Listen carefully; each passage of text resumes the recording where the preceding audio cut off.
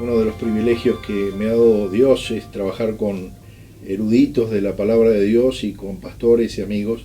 Hoy tenemos a Luciano Jaramillo, que estamos haciendo los segmentos. Él es nuestro director de traducciones para Latinoamérica y fue el presidente para Latinoamérica de Bíblica, la posición que hoy ocupo yo.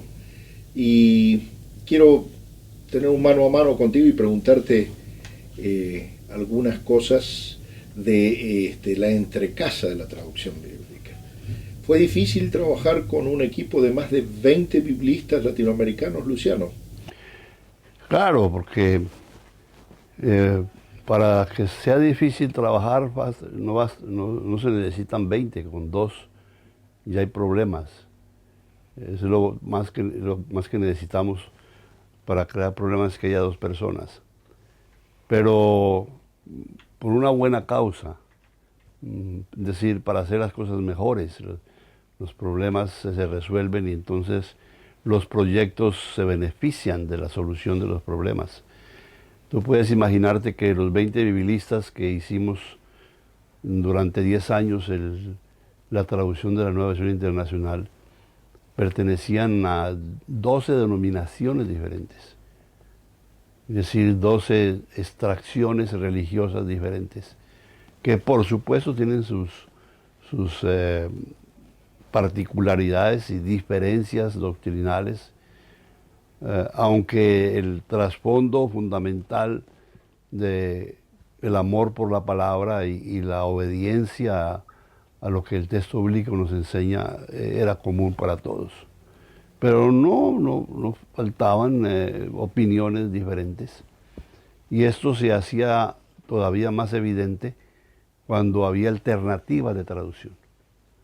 El texto bíblico en este momento lo podemos documentar y respaldar con más de 3.000 manuscritos, cada uno de los testamentos, que a través de todos los últimos más de 20 siglos se han ido recopilando y descubriendo en diferentes lugares donde la Biblia tuvo vigencia.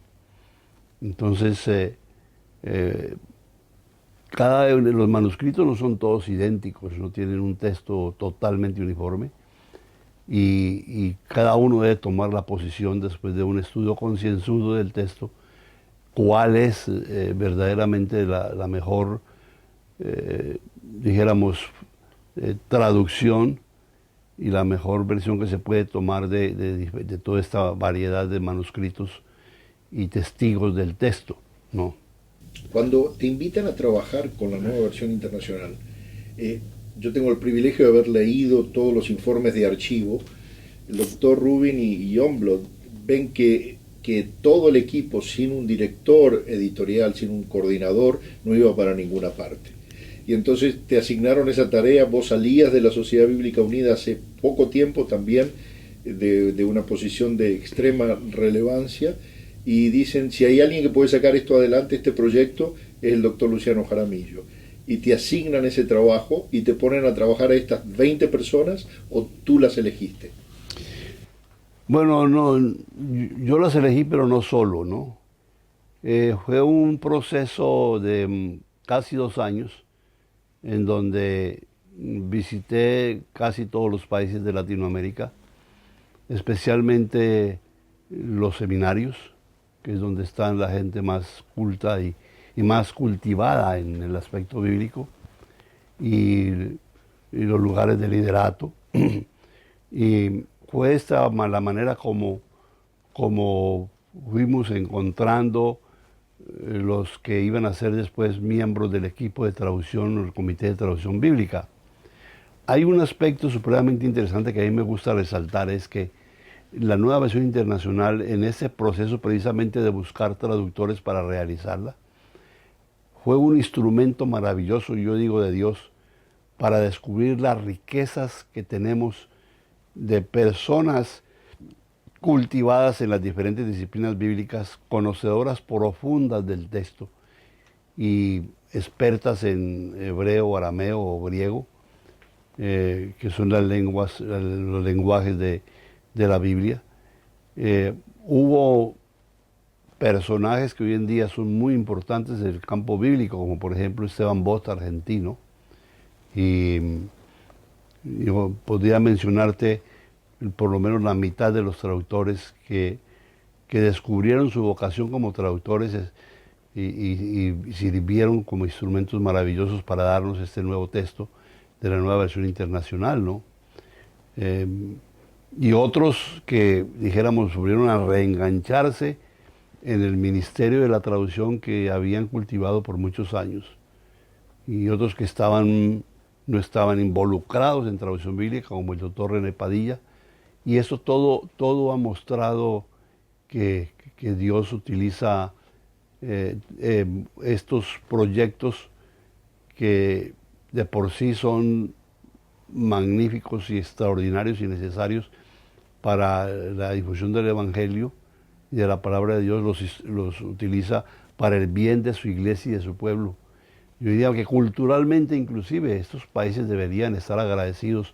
Nosotros damos premios Nobel y otra clase de premios por gente que sobresale en diferentes aspectos de la ciencia y de la cultura, pero no nos damos cuenta que la cultura bíblica y las ciencias bíblicas merecerían ciertos premios, si no Nobel, muy parecidos, de gente que ha gastado años y décadas en su preparación, en el conocimiento de culturas ancestrales y sobre todo en las lenguas que están pidiendo y necesitando una traducción de la Biblia.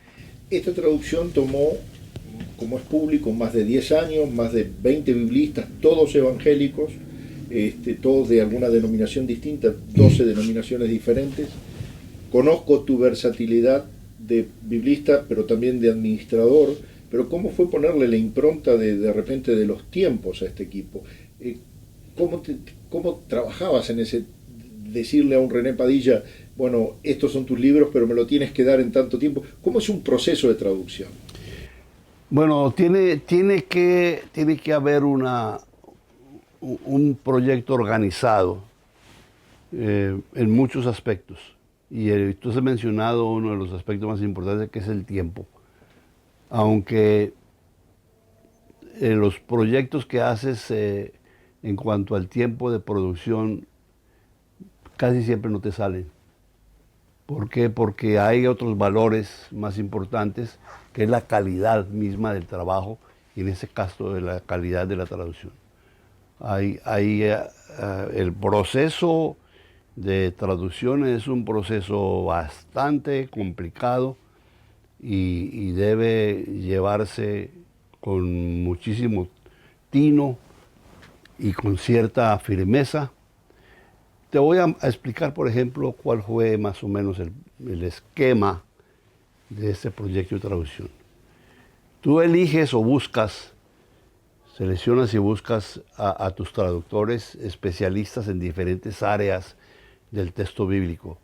Libros históricos, como el Pentateuco, libros poéticos, como son los Salmos, para dar ejemplos, libros proféticos, como son todos los profetas, en cuanto al Antiguo Testamento, y otros libros más. En el Nuevo Testamento también tiene libros históricos, como los 4 Evangelios y los Hechos de los Apóstoles, libros didácticos, como son todas las cartas de Pablo y de otros apóstoles.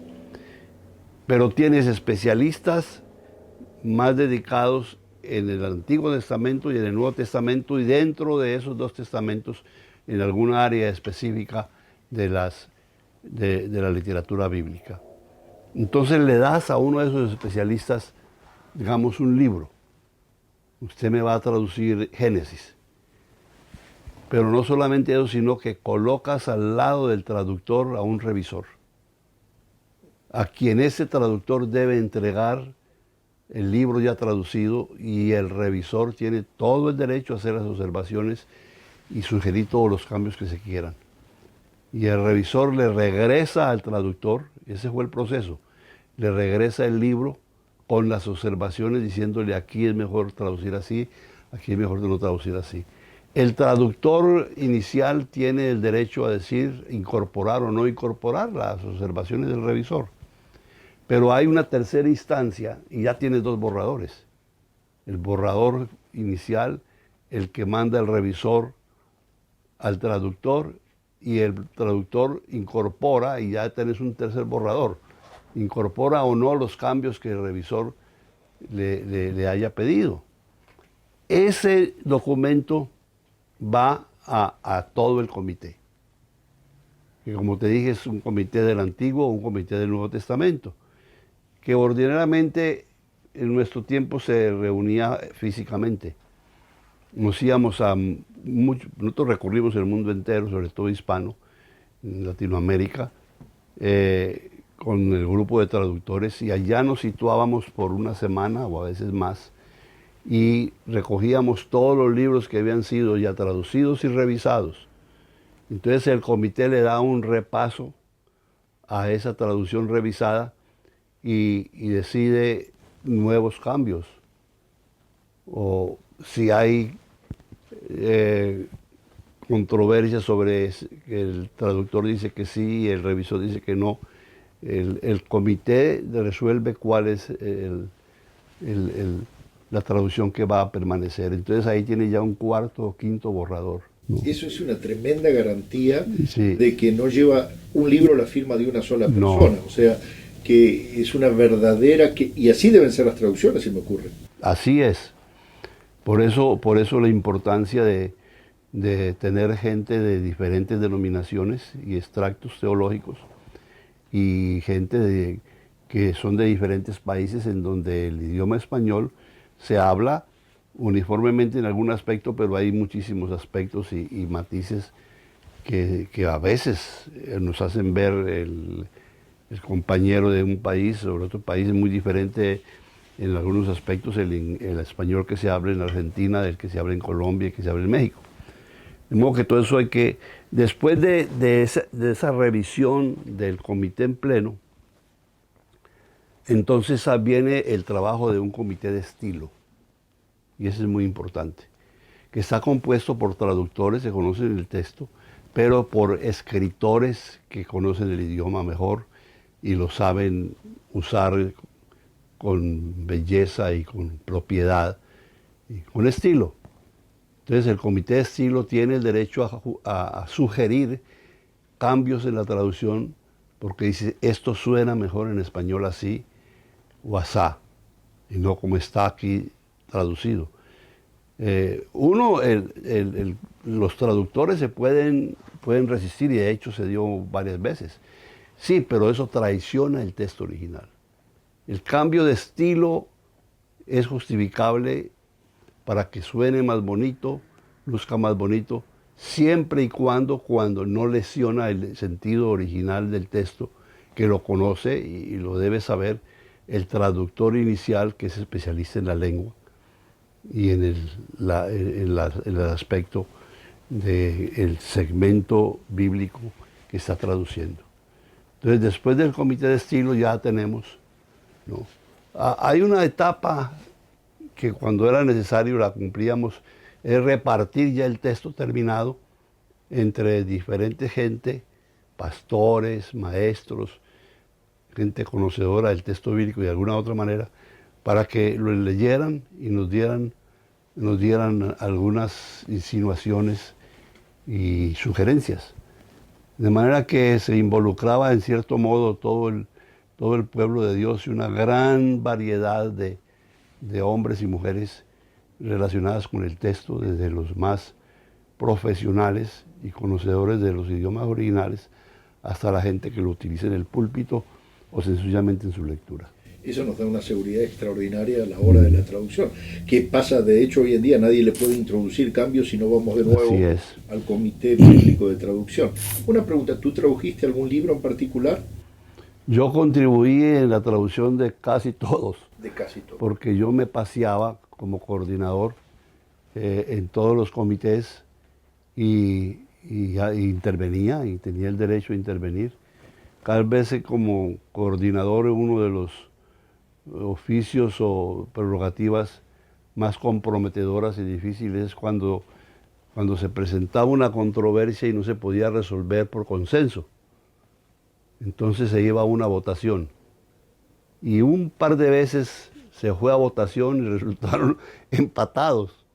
Entonces el coordinador le toca desempatar, ¿no?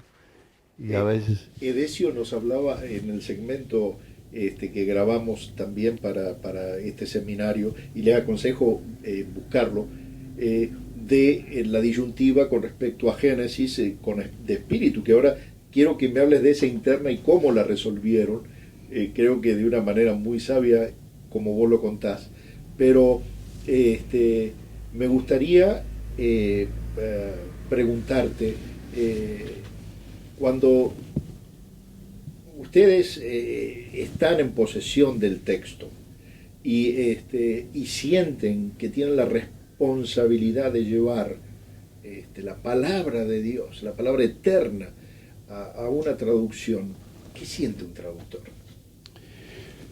Bueno, mira, se sienta primero que todo una gran alegría, complacencia, porque es un ministerio y un oficio único. No muchos tienen en el mundo, diría yo, la oportunidad y el privilegio de acercarse al texto bíblico en sus lenguas originales y rozarse con la palabra de Dios en su mismo nacimiento, dijéramos, lingüístico, ¿no? Primero que todo eso, y una gran responsabilidad. Temor. Sí, el temor de Dios, ahí es una gran responsabilidad, porque uno está manejando la palabra de Dios, es el pensamiento de Dios, el logos divino encarnado en letras y en lenguas, y estamos manejándolo. Por eso el traductor, un buen traductor tiene que tener como primeras cualidades, primero, un gran amor por la palabra. Yo no puedo entender que el más profesional de los lingüistas del mundo entero, aunque tenga toda la experiencia y el conocimiento académico, si le falta el amor por la palabra y la fe, que es palabra de Dios, puede hacer una buena traducción de la Biblia. Muchos por ahí no conocen, pero sobre las espaldas de Luciano, y vamos a tomarnos un poquito más del tiempo asignado para ir a la otra pregunta, la última, pero sobre las espaldas de Luciano está la traducción de la Dios habla hoy, la traducción Dios habla hoy, la nueva versión internacional, la traducción de la Biblia al día, la nueva Biblia al día, o sea, mucha responsabilidad que has tenido. Ahora contanos esta parte de la cocina. No se ponían de acuerdo en que si el espíritu iba con mayúscula o con minúscula, y contame cómo lo resolviste. Bueno, esa fue una contención que tuvimos durante todo el tiempo de traducción, que fueron los 10 años, en donde por lo general los biblistas del Antiguo Testamento, más especializados en el Antiguo Testamento, sostenían la tesis o teoría de que el Espíritu Santo no está claramente especificado o presentado en el Antiguo Testamento, en el texto bíblico. Y nosotros, yo soy del Nuevo Testamento, sosteníamos, por ejemplo, el doctor René Padilla, Moisés Silva y otros, de que si Dios es Dios y es trino, siempre lo ha sido, desde la eternidad, luego debía estar en el Antiguo Testamento. Hay una palabra que es ruá, que se puede traducir de 5 formas, ¿no? Viento, espíritu, y esa es la palabra que tenemos para espíritu. Entonces, tuvimos, y ya de los últimos días de la traducción, cuando ya nos íbamos a despedir y se formó la controversia, un grupo de nosotros dijimos, vamos a presentar al Comité General que donde estemos seguros de que es el Espíritu Santo, lo pongamos con mayúscula. Porque, como te digo, se puede traducir la palabra ruá en 5 formas. Donde no estemos seguros, lo dejamos con minúscula. Y votamos, y a mí me tocó desempatar como coordinador para que se pusiera con mayúscula, y nombrar un comité especial. Eso retrasó unos meses la publicación de la Biblia, porque tuvimos que regresar, nombrar un comité que se reunió en México para que estudiara todos los pasajes donde aparecía la palabra espíritu. Porque vos dijiste, dejemos que el texto decida. Así es. Entonces, no fue fácil, pero al fin, bendito sea Dios, nos salió una Biblia muy, muy completa en todo sentido, y donde estábamos seguros que el Espíritu, la palabra Espíritu era Espíritu Santo, pues lo pusimos con mayúscula, ¿no? Y así aparece en la Nueva Versión Internacional. Excelente. A la gente que está escuchándote y viéndote en este momento, no les va a pasar desapercibido este caso que es muy íntimo, pero que muestra el cuidado que ustedes han tenido en la traducción.